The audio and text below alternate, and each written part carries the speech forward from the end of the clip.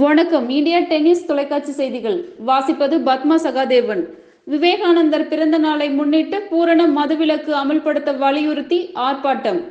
கடலூர் மாவட்டம் இந்து மக்கள் கட்சியின் சார்பாக சுவாமி விவேகானந்தரின் 153ஆம் ஆண்டு ஜெயந்தி விழாவை முன்னிட்டு பூரண மதுவிலக்கு அமல்படுத்த வலியுறுத்தி பண்ருட்டி பேருந்து நிலையம் அருகே மாபெரும் கவன ஈர்ப்பு கண்டன ஆர்ப்பாட்டம் நடைபெற்றது.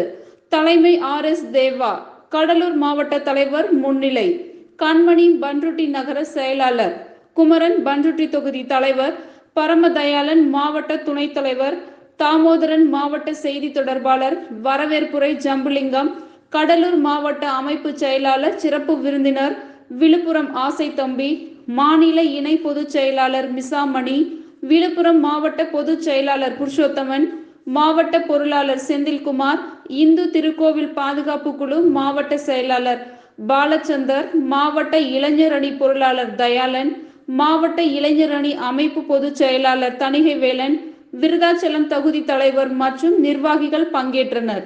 நன்றி.